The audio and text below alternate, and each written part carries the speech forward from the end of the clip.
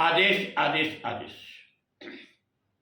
गीता ज्ञान का ये 40वां पाठ, अध्याय 2, श्लोक संख्या 45, 46 और 47।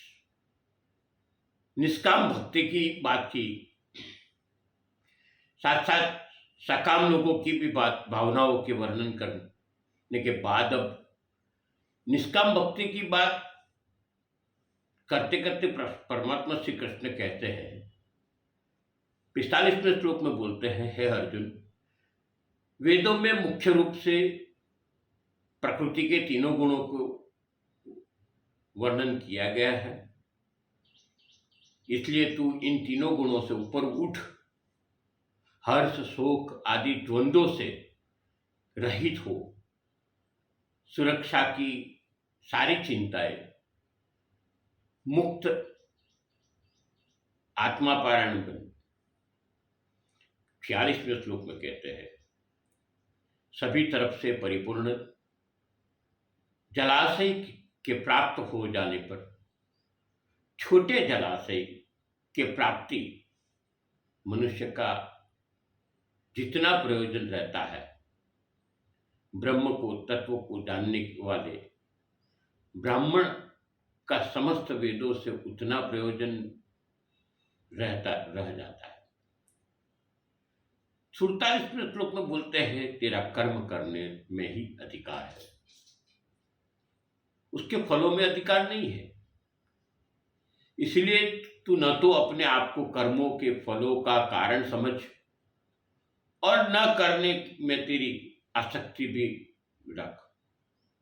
परमात्मा श्री कृष्ण यहां पे जो बात बोलते हैं वो समझने वाली। तीन गुण युक्त हमारी पूरे संसार की इच्छाएं है, इसको त्याग करने की बात करते हैं, एक प्रकार से विरक्त होने की बात करते हैं, यानी संसार से परे हो जाना। और परे होने के लिए राग द्वेष जैसे गुणों को त्यजना जरूरी है। इस द्वंद्वों से मुक्ति पाने के बाद ही हम कुछ पा सकते हैं, और इस द्वंद्वों से मुक्त होने का बहुत ही जरूरी है, क्योंकि ये सब सही अर्थ में देखो तो वास्तव में हमारे जीवन में दुश्मन है, शत्रु है।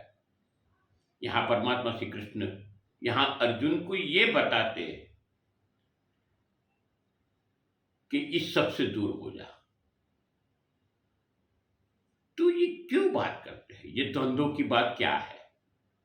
मगर यही द्वंद्व जो राग द्वेष मोह माया लोभ लालच वृत्ति है, उसके कारण माया का प्रकल्प बन जाता है और इससे सम्मोहन उत्पन्न होता है, जिसे हम माया कहते ही।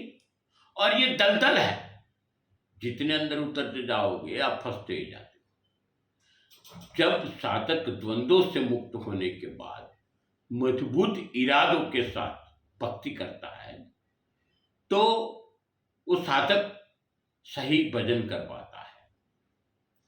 और यही कारण से अर्जुन को निर्द्वंद्व होने का कहता है, यानी कि द्वंद्व से दूर रहने का।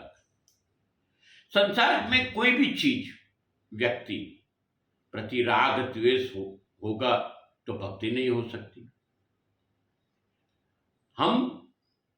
हमें आसक्त होकर भक्ति नहीं करनी चाहिए, क्योंकि आसक्ति के कारण जाने अनजाने में भगवान जो है, जो प्रभु है, ईश्वर है, इसकी उपेक्षा करते हैं, क्योंकि हम हमारी आसक्ति में रचे पचे रहते हैं। मगर आसक्ति के बिना की भक्ति के कारण भगवान में प्रेम हो जाता है हमेशा, जिसके कारण जीवन मस्ती में या आनंद में रहते हैं। वो प्रेम होना जरूरी है, नहीं तो राग द्वेष ही अपने में राज करते हैं और उदासीन का जन्म देती है। आज के जमाने में भी देखो कि राग द्वेष ईर्षा ये सब के कारण लोग जाने अनजाने में डिप्रेशन के शिकार बन जाते हैं। यानी ये जीवन जीते जीते दोजख समान यानी कि नरक समान बन जाता है। इसी से दूर होने का सही रास्ता यह है कि निरंतर नित्य लीला यानी परमात्मा को अपने में स्थिर कर दो, या तो परमात्मा में स्थिर हो जाओ, दो ही बात है। इसके कहने का मतलब यही है कि हमारे राग द्वेष को हमें पालना नहीं, नहीं तो हम उसके वाहक बन जाते हैं, जाने अनजाने में हम वाहक बन जाते हैं। और जब राग द्वेष के वाहक बन जाते हैं तो हम तो जानते ही है कि बोया पेड़ बबुल का तो आम कहां से होए, हम जैसा पी बोएंगे ऐसा ही फल प्राप्त होगा। जल से हमेशा निर्मल निर्मल सरोवर बनता है। हमें छोटे छोटे पोखर में यानी खाबोचे में नहीं जाना चाहिए। पोखर में मलिन जल होता है जो मिट्टी और पानी से मिश्रित हो जाता है। वो जल न नहाने में काम आता है, न धोने में काम आता है, न पीने में काम लगता है।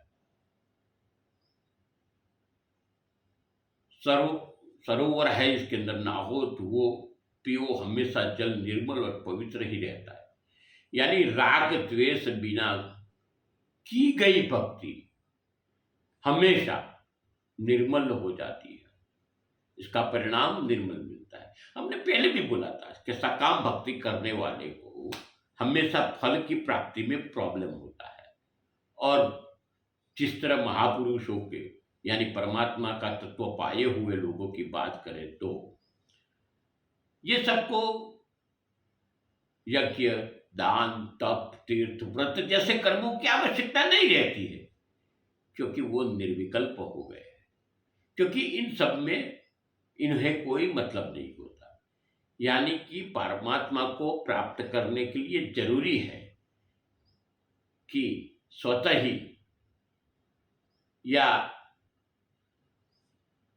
ये विकृतियों से खुद को दूर करना, स्वतः ही दूर हो जाना। हमें प्राप्त कर्तव्य का पालन करना यही अधिकार है।